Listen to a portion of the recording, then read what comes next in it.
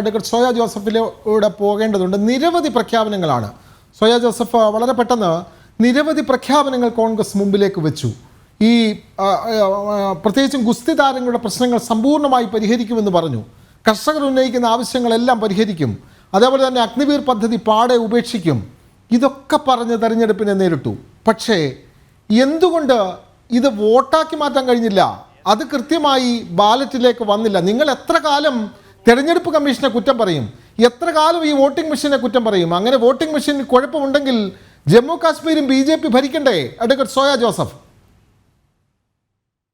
അല്ല, ഞാൻ നേരത്തെ പറഞ്ഞു വെച്ച കാര്യം തന്നെയാണ് വീണ്ടും ആവർത്തിക്കാൻ ശ്രമിക്കുന്നത്.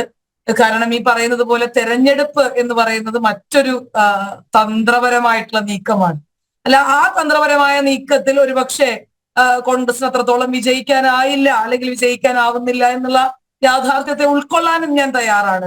അത് വിചാരിച്ച്, നിങ്ങൾ നേരത്തെ ഈ പറഞ്ഞു വെച്ചതുപോലെ, അത് വിചാരിച്ച് കോൺഗ്രസ് മുന്നോട്ട് വെക്കുന്ന നിലപാടുകളിലോ അവിടുത്തെ മനുഷ്യരുയർത്തിയ പ്രശ്നങ്ങളിലോ അതിൽ യാതൊരു ന്യായവും നീതിയും ഇല്ല എന്ന് പറഞ്ഞു വെക്കാൻ നമുക്കൊരു തരത്തിലും സാധിക്കുകയില്ല. അത്തരം പ്രശ്നങ്ങളോട്, അത്തരം വിഷയങ്ങളോട് ഇപ്പൊ കഴിഞ്ഞ ഈ രാജ്യത്തൊരു പ്രശ്നവും സംഘപരിവാറിനെതിരെ ഇല്ല, അല്ലെങ്കിൽ BJPക്കെതിരെ ഇല്ല എന്നുള്ളതല്ലല്ലോ ഈ രാജ്യത്തൊരു തെരഞ്ഞെടുപ്പ് ഫലം 2024 ഫലം കാണിച്ചത്. അയോധ്യ ഉൾപ്പെടെയുള്ള ഇടത്ത് ഇതാണ് ഈ രാജ്യത്തിന്റെ ഏറ്റവും അടിസ്ഥാനപരമായ പ്രശ്നം എന്ന് പറഞ്ഞു വെക്കുമ്പോ ഇതല്ല എന്ന് അവിടുത്തെ മനുഷ്യർ തീരുമാനിക്കുന്ന രീതി നമ്മൾ കണ്ടു. അപ്പൊ ഇത് രണ്ടും രണ്ടാണ്.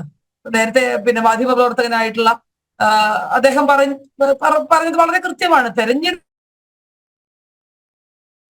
സോയ ജോസഫിനെ ലഭിക്കാതെ വന്നിരിക്കുന്നത് നമുക്ക് സമയ ലഭ്യം കൂടിയുണ്ട്. എന്തായാലും വലിയ താമര തേരോട്ടം തന്നെയാണ് ഗോതമ്പ് പാടങ്ങളിൽ നമ്മൾ കണ്ടത്. പ്രതീക്ഷിക്കാത്ത അത്ര വിജയം BJPക്ക് ഹരിയാന വീണ്ടും സമ്മാനിക്കുന്നു. ഹാട്രിക് വിജയമാണ് നേടുന്നത്. ജമ്മു കാശ്മീരിലും BJP നില മെച്ചപ്പെടുത്തുന്നു. 25 എന്നുള്ള സീറ്റ് 30-നടുത്തേക്ക് എത്തുന്നു. പക്ഷേ അവിടെ നാഷണൽ കോൺഫറൻസ് ആണ് ഭരണത്തിലേക്ക് പോകുന്ന, കോൺഗ്രസ് സഖ്യവുമാണ്. അങ്ങനെ ജമ്മു കാശ്മീരിൽ 10 വർഷത്തിന് ശേഷം നടക്കുന്ന തെരഞ്ഞെടുപ്പിൽ ജനാധിപത്യം പൂത്തുലഞ്ഞിരിക്കുന്നു.